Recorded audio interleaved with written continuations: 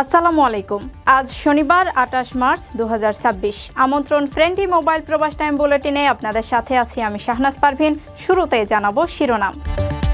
ওমানের বন্দরে ভয়াবহ ড্রোন হামলা, আহত এক প্রবাসী শ্রমিক। ওমানে বন্যা পরিস্থিতির অবনতি, প্রাণ হারালেন আরও 3 জন। হরমুজ প্রণালীতে বাংলাদেশি জাহাজের জন্য ইরানের সবুজ সংকেত। আমিরাতের শিল্পাঞ্চলে ইরানি ক্ষেপণাস্ত্রের আঘাত, 5 ভারতীয় শ্রমিক আহত। দুবাইয়ে বুর্জ খলিফার উপর ভয়াবহ বজ্রপাত, ভিডিও ভাইরাল। দাদির মৃত্যুতে দেশে ফিরে সড়ক দুর্ঘটনায় প্রাণ হারালেন ওমান প্রবাসী। দর্শক, দেখছিলেন শিরোনাম, এবারে পুরো খবর। ওমানের সেরা রেট দিচ্ছে বাংলাদেশি প্রতিষ্ঠান গালফ এক্সচেঞ্জ। প্রিয়জনকে টাকা পাঠাতে আজই আসুন আমাদের যে কোনো ব্রাঞ্চে অথবা কল করুন স্ক্রিনে দেয়া নাম্বারে। গালফ এক্সচেঞ্জ, বাংলাদেশিদের প্রিয় এক্সচেঞ্জ। ওমানের সালালা বন্দরে এক ভয়াবহ ড্রোন হামলায় একজন প্রবাসী শ্রমিক আহত হয়েছেন এবং বন্দরের অবকাঠামোর আংশিক ক্ষয়ক্ষতি হয়েছে। শনিবার 2টি ক্ষেপণাস্ত্র সদৃশ ড্রোন বন্দরের উপর আঘাত হানে। বিস্ফোরণের তীব্রতায় একটি ক্রেন ক্ষতিগ্রস্ত হয়েছে। ওমান সরকার এই হামলার তীব্র নিন্দা জানিয়ে একে একটি নির্লজ্জ আগ্রাসন হিসেবে অভিহিত করেছে। বর্তমানে এই ঘটনার পেছনে কারা জড়িত তা নিশ্চিত করতে উচ্চ পর্যায়ের তদন্ত চলছে। ওমানের সালালা বন্দরে এক ভয়াবহ ড্রোন হামলায় একজন প্রবাসী শ্রমিক আহত হয়েছেন এবং বন্দরের অবকাঠামোর আংশিক ক্ষয়ক্ষতি হয়েছে। শনিবার একটি সরকারি সূত্রের বরাতে জানা গেছে, 2টি ক্ষেপণাস্ত্র সদৃশ ড্রোন বন্দরের উপর আঘাত হানে। বিস্ফোরণের তীব্রতায় বন্দরের একটি ক্রেন ক্ষতিগ্রস্ত হয়েছে, তবে সৌভাগ্যবশত বড় ধরনের কোনো বিপর্যয় ঘটেনি। আহত ওই কর্মীকে চিকিৎসার জন্য দ্রুত হাসপাতালে নিয়ে যাওয়া হয়েছে এবং তার আঘাত মাঝারি ধরনের বলে জানানো হয়েছে। এই হামলার ফলে বন্দরের স্বাভাবিক কার্যক্রমে কিছুটা বিঘ্ন ঘটলেও পরিস্থিতি বর্তমানে নিয়ন্ত্রণে রয়েছে এবং কর্তৃপক্ষ কার্যক্রম সচল রাখতে কাজ করছে। ওমান সরকার এই হামলার তীব্র নিন্দা জানিয়ে একে একটি নির্লজ্জ আগ্রাসন হিসেবে অভিহিত করেছেন। ওমানি কর্মকর্তাদের পক্ষ থেকে জানানো হয়েছে যে জাতীয় নিরাপত্তা বজায় রাখতে এবং বাসিন্দাদের নিরাপত্তা নিশ্চিত করতে প্রয়োজনীয় সব ধরনের পদক্ষেপ গ্রহণ করা হচ্ছে। এই নজিরবিহীন ঘটনার পেছনে কারা জড়িত তা নিশ্চিত করতে বর্তমানে উচ্চ পর্যায়ের তদন্ত চলছে। মধ্যপ্রাচ্যের অন্যতম গুরুত্বপূর্ণ এই বাণিজ্যিক কেন্দ্রে এমন হামলা আঞ্চলিক নিরাপত্তা নিয়ে নতুন করে উদ্বেগ তৈরি করেছে। প্রবাসীদের জন্য নির্মাণ হচ্ছে দেশের প্রথম স্মার্ট সিটি, যেখানে থাকছে স্কুল, মসজিদ, হাসপাতাল, সুইমিং পুল, হেলিপ্যাড, পাঠাগার, জিম, সুপারমার্কেট, শিশু পার্ক সহ সকল নাগরিক সুবিধা। মাত্র 30 লাখ টাকা বিনিয়োগে মিলছে আকর্ষণীয় ফ্ল্যাট। প্লাটিনাম ইনভেস্টরদের জন্য ঢাকা বিমানবন্দরে ভিআইপি প্রোটোকল সুবিধা। বিস্তারিত জানতে যোগাযোগ করুন স্ক্রিনে দেয়া হোয়াটসঅ্যাপ অথবা ইমো নাম্বারে। ওমানের স্মরণকালের ভয়াবহ বন্যায় আরও 3 জনের মৃত্যু হয়েছে। পৃথক 2টি ঘটনায় পানিতে ডুবে প্রাণ হারান এই 3 নাগরিক। সিভিল ডিফেন্স ও অ্যাম্বুলেন্স কর্তৃপক্ষ জানায়, ওয়াদি বানি খালিদ এলাকায় এক ব্যক্তি এবং আল দাহিরা প্রদেশের ইব্রি এলাকায় এক নারীকে বাঁচাতে গিয়ে আরও এক নারী প্রাণ হারান। কর্তৃপক্ষ আবারও সতর্ক বার্তা দিয়েছে যে বৃষ্টির সময় ওয়াদি বা পানিতে জমে থাকা পুলে নামা অত্যন্ত ঝুঁকিপূর্ণ। ওমানের স্মরণকালের ভয়াবহ বন্যায় আরও 3 জনের মৃত্যু হয়েছে। গতকাল পৃথক 2টি ঘটনায় পানিতে ডুবে প্রাণ হারান এই 3 নাগরিক। সিভিল ডিফেন্স ও অ্যাম্বুলেন্স কর্তৃপক্ষ জানায়, ওয়াদি বানি খালিদ এলাকায় একটি ওয়াদির পানিতে ডুবে এক ব্যক্তি মারা যান। খবর পেয়ে উদ্ধার দল ঘটনাস্থলে পৌঁছে তার মরদেহ। অন্যদিকে একই দিনে আল দাহিরা প্রদেশে ইব্রি এলাকায় একটি পানির পুলে ডুবে মারা যান 2 নারী। প্রাথমিক তথ্য অনুযায়ী একজন আরেকজনকে বাঁচাতে গিয়ে এই মর্মান্তিক দুর্ঘটনা ঘটে। ঘটনার পর কর্তৃপক্ষ আবারও সতর্কবার্তা দিয়েছে, বৃষ্টির সময় ওয়াদি বা পানি জমে থাকা পুলে নামা অত্যন্ত ঝুঁকিপূর্ণ। হঠাৎ পানির স্রোত বৃদ্ধি এবং পানির স্তর দ্রুত বেড়ে যাওয়ায় মুহূর্তেই প্রাণঘাতী পরিস্থিতি তৈরি হতে পারে। কর্তৃপক্ষ সবাইকে নিরাপত্তা নির্দেশনা মেনে চলার আহ্বান জানিয়েছে।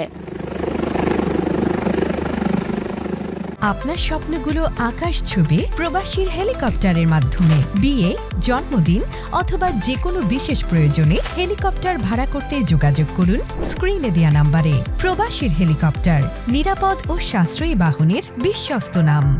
চলমান যুদ্ধ পরিস্থিতির মধ্যেও পারস্য উপসাগরের গুরুত্বপূর্ণ নৌপথ হরমুজ প্রণালী দিয়ে বাংলাদেশের পতাকাবাহী জাহাজগুলো নিরাপদে যাতায়াত করতে পারবে। ইরান তাদের বন্ধু প্রতিম দেশগুলোর যে তালিকা প্রকাশ করেছে সেখানে বাংলাদেশের নাম অন্তর্ভুক্ত করা হয়েছে।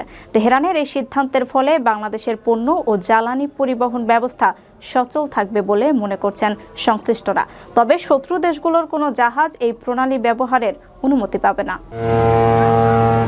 চলমান যুদ্ধ পরিস্থিতির মধ্যেও হরমুজ প্রণালী দিয়ে নিরাপদে জাহাজ চলাচলের ক্ষেত্রে ইরান যে বন্ধুপ্রতিম দেশগুলোর তালিকা করেছে তাতে রয়েছে বাংলাদেশের নাম। এর ফলে গুরুত্বপূর্ণ এই নৌপথ দিয়ে বাংলাদেশের পতাকাবাহী জাহাজগুলো নিরাপদে যাতায়াত করতে পারবে বলে আশা করা হচ্ছে। সম্প্রতি ইরানের পররাষ্ট্রমন্ত্রী আব্বাস আরাগচি জানিয়েছেন, পশ্চিমা গণমাধ্যমের দাবি অনুযায়ী এই প্রণালী পুরোপুরি বন্ধ নয়।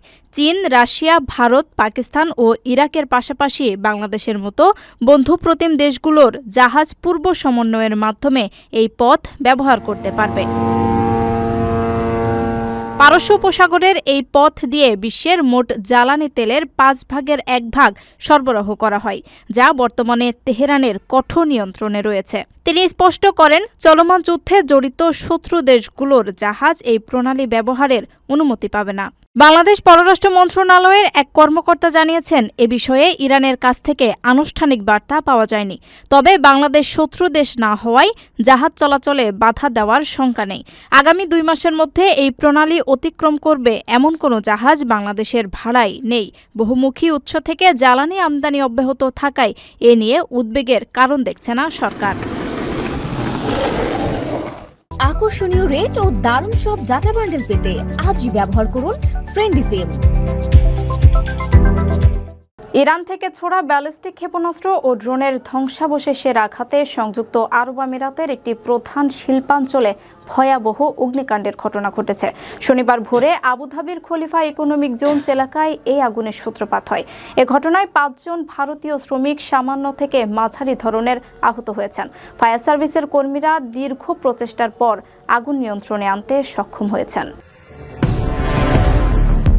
ইরান থেকে ছোড়া ব্যালিস্টিক ক্ষেপণাস্ত্র ও ড্রোনের ধ্বংসাবশেষের আঘাতে সংযুক্ত আরব আমিরাতের একটি প্রধান শিল্পাঞ্চলে ভয়াবহ অগ্নিকাণ্ডের ঘটনা ঘটেছে। শনিবার ভোরে আবুধাবির খলিফা ইকোনমিক জোন এলাকায় এই আগুনের সূত্রপাত হয় বলে নিশ্চিত করেছে স্থানীয় কর্তৃপক্ষ।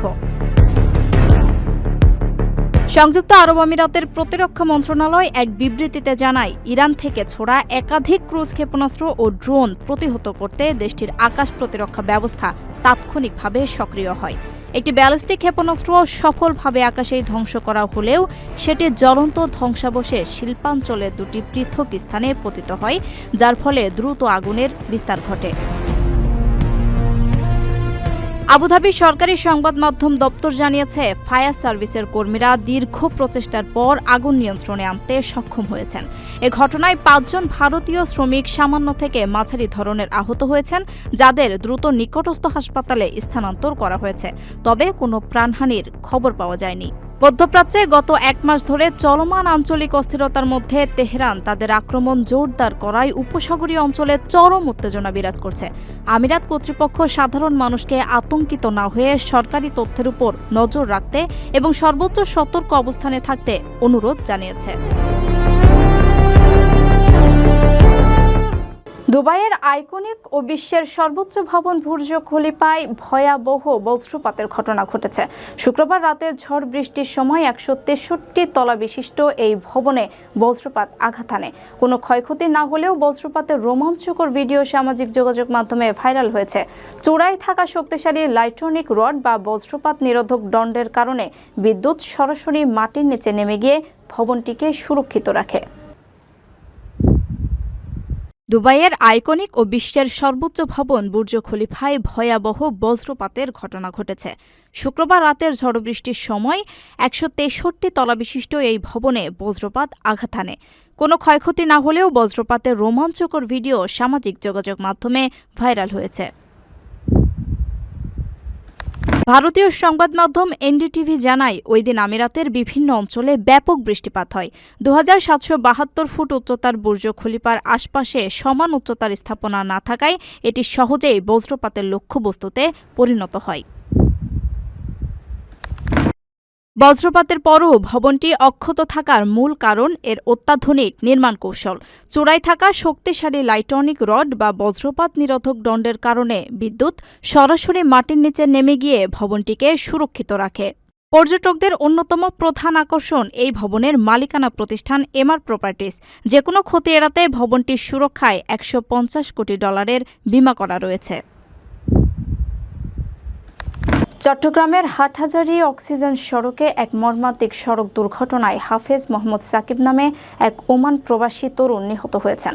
মাত্র 10 দিন আগে দাদির মৃত্যুর খবর শুনে ওমান থেকে দেশে ফিরেছিলেন তিনি। বৃহস্পতিবার সকালে মোটরসাইকেল যোগে চট্টগ্রাম যাওয়ার পথে একটি দ্রুতগামী ট্রাক তাকে চাপা দিলে এই দুর্ঘটনা ঘটে। পুলিশ ঘাতক ট্রাকটি জব্দ করেছে। চট্টগ্রামের হাটহাজারী অক্সিজেন সড়কে এক মর্মান্তিক সড়ক দুর্ঘটনায় হাফেজ মোহাম্মদ সাকিব নামে এক ওমান প্রবাসী তরুণ নিহত হয়েছেন। গত বৃহস্পতিবার বেলা 11টার দিকে উপজেলার ফতেপুর ইউনিয়নের মদনহাট সংলগ্ন জামতল এলাকায় এই দুর্ঘটনা ঘটে। নিহত সাকিব ফটিকছড়ি উপজেলার কাঞ্চননগর ইউনিয়নের রফিকুল আলমের ছেলে। পারিবারিক সূত্রে জানা গেছে, মাত্র 10 দিন আগে দাদির মৃত্যুর খবর শুনে শোকাতুর হৃদয়ে ওমান থেকে দেশে ফিরেছিলেন সাকিব।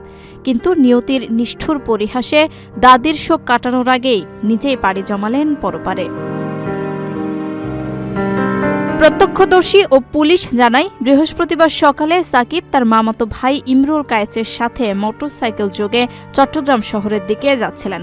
জামতল এলাকায় পৌঁছালে নিয়ন্ত্রণ হারিয়ে তাদের মোটরসাইকেলটি উল্টে যায়।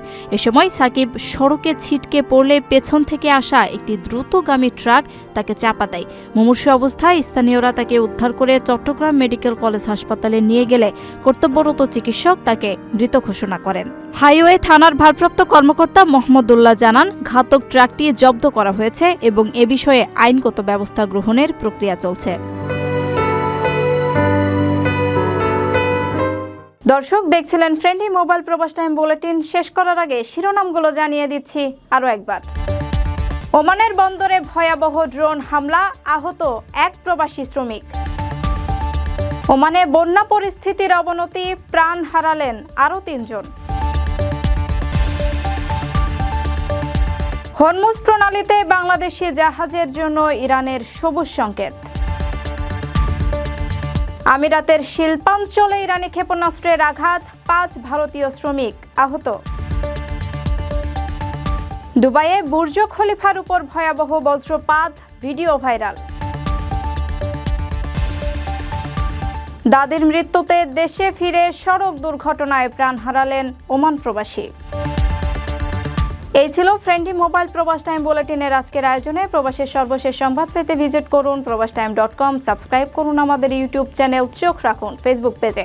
পরবর্তী বুলেটিন দেখার আমন্ত্রণ জানিয়ে আজকের মতো বিদায় নিচ্ছি আমি শাহনাজ পারভিন। সে পর্যন্ত সবাই ভালো থাকবেন, নিরাপদে থাকবেন। আল্লাহ হাফেজ।